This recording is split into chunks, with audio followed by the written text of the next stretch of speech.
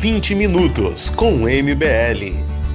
Olá, meus amigos, estamos de volta no MBL em 20 minutos e hoje com a participação de Rodrigo Amorim. A gente tem acompanhado bastante o seu trabalho e é um desafio para o MBL te fazer algumas perguntas e a gente espera que ao final de tudo isso aqui seja bem esclarecedor para quem está em casa. Eu que te agradeço a oportunidade, agradeço ao MBL e a todos que estão nos acompanhando. Obrigado pela oportunidade. Tem um número que está meio desencontrado, alguns órgãos dizem que é em torno de 3 bilhões, outros dizem que já chegou na casa de 10 bilhões. Mas uma coisa nós sabemos, é uma cidade deficitária. Como administrar uma cidade com tamanha dívida? De fato, há muita divergência nos números, né? Os números que são apresentados pelo TCM, os números que são apresentados pela própria gestão municipal atual, mas o fato que é conhecido por todos nós é que o Rio de Janeiro está no buraco em alguns bilhões de reais. E é um desafio muito grande para qualquer gestor. A gente vive uma crise, um remodelamento do Pacto Federativo. O município fica com a conta mais cara, efetivamente. A saúde básica é conta do município e é uma conta cara, a educação básica também. Mas os grandes desafios ali são de gestão. Primeiro, de austeridade na gestão, corte de despesas desnecessárias, um enxugamento da máquina, porque o que a atual gestão fez foi uma balela. O que esse prefeito fez foi renomear as estruturas que já existiam e não enxugou absolutamente nada. Uma adequação e verificação, auditoria de todos os contratos e, efetivamente, austeridade nas contas públicas.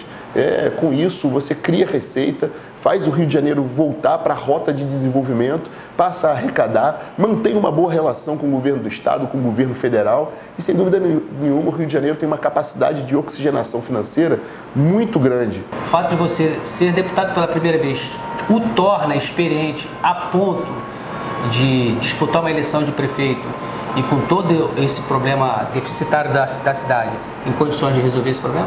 Eu acho que a primeira característica é o seguinte: a gente, nesse primeiro momento, tem que se colocar como pré-candidato, porque assim a legislação eleitoral nos impõe. Agora, o primeiro grande ingrediente, ser apaixonado por essa cidade. Eu sou carioca, nasci no Rio de Janeiro, no centro da cidade do Rio de Janeiro, aqui vivo, crio a minha família. Sou pai de 2 filhos, casado aqui nessa cidade, tijucano, da zona norte do Rio de Janeiro, apaixonado por essa cidade. Segundo lugar, eu tive a experiência e a honra de ter sido candidato a vice-prefeito em 2016, ao lado do senador Flávio Bolsonaro. Uma experiência fora de série, porque ali a gente pôde discutir efetivamente, são campanhas totalmente diferentes, uma campanha proporcional, como no meu caso agora em 2018, para deputado, e uma campanha para majoritário. Ali a gente teve a oportunidade de discutir, aprofundar nos problemas da cidade do Rio de Janeiro. Eu trabalho desde os 17 anos de idade e tive a oportunidade de ser secretário municipal em algumas cidades importantes, cidades da Baixada Fluminense, que ali eu pude ter a experiência, assim como fui procurador autárquico do município de Niterói, tenho uma experiência com a gestão pública, sou advogado, militante, participei de alguns conselhos da OAB, enfim. Então, essa experiência com a vida pública e agora corroborada pelo mandato, onde eu tenho discutido intensamente várias questões que passam pela segurança pública, por temas que são aqueles temas que eu tenho a minha fidelidade, a minha lealdade às pautas, mas são temas, por exemplo, da reedificação financeira do Estado do Rio de Janeiro, tal qual nós precisaremos enfrentar na Prefeitura do Rio. Então isso me faz, sem nenhuma soberba, mas me faz me sentir absolutamente preparado para esse desafio, além de ter a coragem necessária para tomar as medidas de austeridade que o Rio precisa e, sobretudo, um profundo amor por essa cidade. A gente, como um carioca, como apaixonado pelo Rio, chegou a hora da gente resgatar a autoestima do carioca e botar o Rio de Janeiro no lugar que merece, que é a porta de entrada do Brasil, a porta de entrada da América Latina, uma cidade especial, uma cidade pronta para ser visitada, para ser vista e, sobretudo, para gerar negócio, desenvolvimento econômico e desenvolvimento social. 46% da população da capital não tem esgoto tratado. Como resolver esse problema? Nós temos hoje o ente metropolitano, o Instituto Rio Metrópole, que o Rio de Janeiro é pioneiro, congrega ali os prefeitos da região metropolitana. Sem dúvida nenhuma, o Rio de Janeiro é a principal cidade da região metropolitana, a capital do estado. E essa saída para questões como infraestrutura e saneamento, elas podem ser resolvidas justamente nessa interação entre as 3 esferas de poder. Então, o Rio de Janeiro tomar e assumir o seu papel como membro do ente metropolitano, com a força de ser a capital do Estado e poder, interagindo com o Poder Executivo, né, com o governo do Estado e com o governo federal, buscar os investimentos necessários para que a gente possa aportar recursos para o desenvolvimento, para a infraestrutura e, sobretudo, para o saneamento. 73% das escolas do Rio de Janeiro, da capital, ela tem algum tipo de problema, né? E são vários tipos de problema. É um número elevado demais. Como consertar? A gente vive um fenômeno no Rio de Janeiro que esse atual prefeito, ele faz com que boa parte da população do Rio de Janeiro tenha memória curta. Esse problema que você está colocando é um problema que não vem de hoje. Ele vem de outras gestões. Então, teve um grande boom no Rio de Janeiro, no ápice ali, de um alinhamento com o governo federal e por ocasião da realização da Copa do Mundo, da Olimpíada, nós recebemos o aporte de recursos internacionais, muito recurso do governo federal, o que fez com que o Rio de Janeiro tivesse uma falsa impressão de pujança econômica. A capacidade instalada do município em educação, ela cresceu muito. E aí, nesse aspecto, quando o dinheiro acaba, você não consegue pagar a conta. Isso tem acontecido na educação. A gente não tem dinheiro hoje para manter essa capacidade instalada que se ampliou muito. A gente começa a ver as escolas, os equipamentos físicos, eles estão se deteriorando. É necessário investimentos para a manutenção e ampliação desses equipamentos, com conforto, com qualidade, sobretudo quando a gente tem uma proposta na educação de ensino em tempo integral, porque todos nós sabemos que diante da crise do Rio de Janeiro e das características do Rio de Janeiro, justamente nessas áreas de periferia, tomadas por facções que hoje têm uma política de enfrentamento, mas até então não tinha, tomada por facção do narcotráfico ou por áreas de milícia, né, e na realidade social do Rio de Janeiro, onde os pais, muitas vezes uma família em que a mãe ela é a gestora da família, ela que sai para trabalhar, não tem onde deixar os seus filhos. A gente sabe que a escola cumpre o papel não só de prover a educação, o ensino, ao meu ver, tem que ser uma educação emancipadora que prepare o jovem, a criança e o adolescente para o mercado de trabalho, mas muitas vezes a escola ela acaba cumprindo esse papel de alimentar, porque às vezes a criança fica ali para ter o alimento, ampliar a quantidade de vagas nas creches, e aí não precisa criar novas creches. O sistema de voucher, por exemplo, com a iniciativa privada, você consegue, de uma certa forma, muito rápida, num primeiro momento, já suprir a quantidade de vagas, atender aquelas localidades que têm a deficiência de vagas e fortalecer o empresário, a atividade empresarial. Você vem contando a história da educação desde gestões passadas e desde 80 para cá, a gente tem tido com frequência construções irregulares, surgimento de favelas e algumas tomadas pela milícia. É um tema que é o caso da Muzema, na Zona Oeste. Como resolver tanto essa questão das construções irregulares e o combate às milícias que dominam essas regiões? Olha, eu sou um defensor que o Estado, e aí obviamente eu estou me referindo ao município do Rio de Janeiro, mas o Estado como um ente, a gente precisa efetivamente cuidar de questões que são absolutamente essenciais. O Estado tem que prover, o município, o governo do Estado e o governo federal, ele tem que prover segurança, saúde, educação. E a gente, obviamente, tem que ter um modelo, um plano de governo que contemple essas áreas, evidentemente. Agora, é fundamental que, num modelo de eficiência, o Estado precisa, o município do Rio de Janeiro precisa dar um choque de ordem. A Prefeitura do Rio de Janeiro, a gente tem vivido um município absolutamente abandonado. O Rio de Janeiro precisa restaurar a ordem. Restaurar a ordem passa pela retomada desses ambientes que ficaram durante muito tempo entregues, sem qualquer fiscalização, sem qualquer ação contundente. E a gente percebeu, nos últimos 10 anos, um crescimento absolutamente desordenado dessas áreas de favela. E aí precisa ter coragem e austeridade. É ter o pulso firme, o braço forte do município, através da sua Secretaria de Ordem Pública, da sua Secretaria de Urbanismo, ir a esses locais e efetivamente promover ali as intervenções que são necessárias. O que a gente não pode ter é, mais uma vez, um caso como o da Muzema, expondo as pessoas, fazendo vítimas fatais, com a profunda omissão da Prefeitura do Rio de Janeiro. Você foi o deputado estadual mais votado aqui na capital, correto? Correto. Esses votos foram para o Rodrigo Amorim ou foi para aquela famosa bolha Bolsonaro? Muita gente fala da onda. De fato, essa onda existiu. E tem que dar os louros a quem merece os louros. o presidente da República, Jair Bolsonaro, ele iniciou o protagonismo e a mudança, sendo a personificação dessa mudança que o Brasil queria. E expressou esse desejo de mudança em 2018. Nós elegemos o presidente da República aqui no Rio de Janeiro com uma expressiva votação, Jair Bolsonaro. Elegemos a maior bancada de deputados federais, deputados estaduais. Elegemos o senador Flávio Bolsonaro, o senador Harold de Oliveira e o governador do estado, Wilson Witzel. Como que você pensa em disputar uma eleição de prefeito onde agregar, juntar é algo importante, principalmente numa cidade como o Rio de Janeiro, que, havendo segundo turno, esse poder de diálogo, de agregar, é muito grande. Mas você disputando uma eleição num partido completamente rachado. O PSL, ele viveu um primeiro momento em que os deputados que ali chegaram, era tudo muito novo. Nós fizemos uma bancada toda de novatos, deputados, alguns tinham a experiência de já terem sido vereadores nos seus municípios, mas todos novatos no Parlamento Fluminense. Então a gente viveu um primeiro momento ali de entender a casa, né, de nos reafirmarmos enquanto força política. Depois, nós tivemos alguns contratempos na relação do presidente da República com o governador do estado, Wilson Witzel, e na sequência o desejo do presidente em formar um novo partido e sair, como aconteceu efetivamente, do PSL. Um partido que ganha uma cara de partido conservador, ganha uma roupagem de partido conservador, se reafirma como um partido de direita, em cima dos valores e das pautas que nós defendemos em 2018, e nós fizemos o PSL o maior partido do Brasil.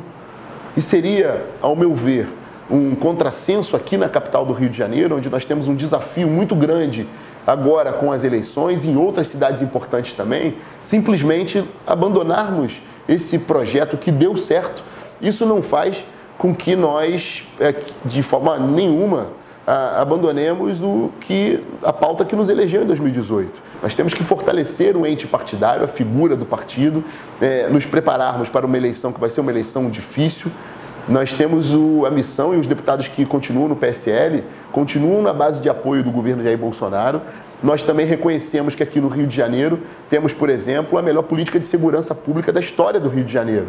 Então aqui o nosso apoio com uma pauta que é 100% nossa, um apoio incondicional às forças de segurança pública. Então estamos muito conscientes do nosso papel, da nossa fidelidade com as bandeiras ideológicas, reconhecendo as lideranças que nos permitiram chegar onde chegamos e, sem dúvida nenhuma, preparados para apresentar uma proposta para a cidade do Rio de Janeiro e para as 92 cidades do estado.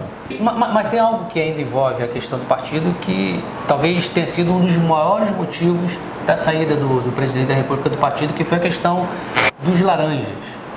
Esse perigo aqui na capital, ele é iminente? Ele pode acontecer? De forma nenhuma. Em primeiro lugar, eu gostaria de refutar essa questão dos laranjas. Nós temos inúmeros cidadãos de bem, homens e mulheres cariocas, apaixonados por essa cidade, cada um representando a sua região, o seu bairro, a sua vertente ideológica, seu grupo político, e certamente pessoas preparadas para enfrentar o desafio de se tornarem vereadores na cidade do Rio de Janeiro, por exemplo. Então, o que eu quero dizer é que temos homens e mulheres preparados para enfrentar essa eleição e certamente não precisamos, como não precisamos em 2018, não precisaremos lançar mão desse tipo de expediente. Alguns dizem que a sua imagem se tornou conhecida no Brasil através daquele episódio de você quebrar a placa da ex-vereadora, né, que foi assassinada, Marielle Franco, né? Você faria isso novamente? Na verdade, não foi quebrar a placa, foi retirar a placa em prol da restauração da ordem. Aqui fica a minha condolência às famílias da vereadora Marielle Franco, do motorista Anderson, que muitas vezes é esquecido pela militância de esquerda, mas que merece aqui a nossa condolência, a nossa apoio a ambas as famílias. O motorista Anderson e a vereadora Marielle Franco foram brutalmente assassinados. Eu, como deputado estadual e como cidadão do Rio de Janeiro, cobro às autoridades a elucidação e efetivamente a punição dos responsáveis por esse crime que manchou a imagem do Rio de Janeiro. Agora, não pode simplesmente, por achar que a causa é nobre ou supostamente nobre, transgredir. A esquerda se acha detentora do monopólio das virtudes. Eles simplesmente, à revelia da lei, confeccionaram uma placa ilegítima, irregular e colocaram de maneira transgressora por cima da placa que indicava o nome da Praça Marechal Floriano, um dos principais pontos turísticos e de negócio no Rio de Janeiro. Então, num gesto de restauração da ordem, eu, junto com o deputado federal Daniel Silveira, nós retiramos a placa, devolvermos o patrimônio público e, sobretudo, refutarmos esse comportamento transgressor da esquerda. Segundo a Secretaria de Administração da Prefeitura de Mesquita, durante um período você não trabalhou e recebeu. Isso é verdade? O que aconteceu é que, efetivamente, eu servi a cidade de Mesquita com realizações. Eu implementei alguns programas do governo federal naquela cidade, eu criei outros programas com realização. O que acontece é que, por conta da guerra política, esse prefeito omisso, covarde, preguiçoso, e que ele sim, envolvido em casos grotescos e gravíssimos, como, por exemplo, que envolve a merenda, nós viramos desafeto e com muito orgulho, porque eu tenho alegria de ser desafeto político daquele que está do lado errado. Eu estou do lado certo, com muito orgulho. Ele resolveu inventar que eu tinha sido funcionário fantasma na cidade de Mesquita. Fantasma só se for para assombrar os malfeitos desse prefeito, que vão ser revelados muito em breve. E eu estou na sua cola, prefeito. Além disso, ele resolveu criar uma denúncia apócrifa, uma denúncia anônima, dentro de uma ouvidoria do município. Ele recebe essa denúncia, essa suposta denúncia, processa essa denúncia, 10 minutos depois, isso está comprovado dentro do sistema e já está na autoridade policial e na justiça, porque eu estou processando esse prefeito. 10 minutos depois, ele já se transforma essa denúncia num processo, é encaminhado e percorre diversos órgãos da prefeitura, revelando uma suposta competência que ele não conseguiu demonstrar em 4 anos de gestão, ou seja, fazendo com que esse processo ganhasse a maior celeridade, o que causa mais estranheza. Esse processo que ele abre contra mim, ele corre em tempo recorde, ele tramita em tempo recorde, e por incrível que pareça, essa denúncia, ou suposta denúncia, é recebida em novembro. E, pasmem, ela ganha o número 001. Ou seja, essa ouvidoria não recebeu nenhuma denúncia até o mês de novembro, até o mês 11. Então, o que eu quero dizer é o seguinte, é uma trama que ele armou para tentar denegrir a minha imagem no assassinato de reputação. O que eu tenho a fazer é responder isso em qualquer instância que seja. É rebater essas acusações nas instâncias necessárias, e ele já está respondendo criminalmente e civil contra a gracinha que ele aprontou, o crime que ele cometeu, porque ele fraudou o processo público, o processo administrativo, fazendo uma denúncia caluniosa. Isso é crime, tipificado no Código Penal. E quando ele teve a petulância, a cara de pau de aparecer na Assembleia Legislativa, ele foi confrontado por mim, que botei o dedo na cara dele e mandei que ele explicasse. Ele amarelou, ele fugiu do embate comigo, amarelou, negou as acusações e ainda teve a cara de pau de dizer não fiz nada. Ou seja, é um frouxo, covarde, preguiçoso, omisso. A sua resposta vem na justiça, que eu estou lhe processando, e vem nas urnas. Pode esperar. De 0 a 10, avalie para mim, prefeito Crivella. Zero. Pode ser negativo? De 0 a 10 para o governo Wilson Witzel. Olha, eu vou dar 10 naquelas questões que ele tem acertado.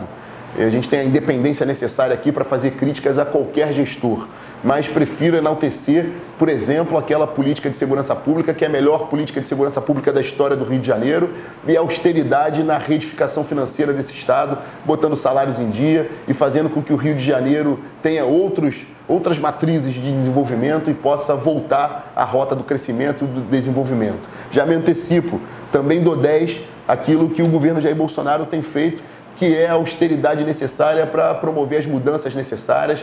Tem ministros dando um show, o ministro Tarcísio na infraestrutura, a gente tem uma saúde que está dando uma pronta resposta nesse momento de crise. Então fica aqui o meu aplauso a ambos os governos naquilo que tem acertado. E eu queria que você mandasse um recado para as pessoas que estão nos assistindo, dizer o seguinte: por que eles devam votar em Rodrigo Amorim para... No caso, agora você é pré-candidato a prefeito do Rio. Depois de candidato, ser prefeito no Rio de Janeiro. O Rio de Janeiro é a melhor cidade do mundo. A gente precisa devolver a autoestima ao carioca e, sobretudo, fazer com que essa cidade volte a sorrir novamente. A gente tem hoje uma cidade abandonada, uma cidade com serviços públicos de péssima qualidade e que precisa voltar a respirar. É necessário restaurar a ordem no Rio de Janeiro, garantir serviços públicos de qualidade, devolver a dignidade do cidadão do Rio de Janeiro. Sou um carioca apaixonado por essa cidade, tenho todas as condições e capacidade e, sobretudo, a coragem e a austeridade e a independência para adotar as medidas necessárias para botar o Rio de Janeiro no rumo do desenvolvimento. O Rio de Janeiro tem jeito, o Rio de Janeiro tem saída e nós faremos o Rio de Janeiro a melhor cidade do mundo. O Rio precisa de ordem. Esse foi o 20 Minutos com a MBL. Manda um abraço para vocês aí. Fiquem com Deus.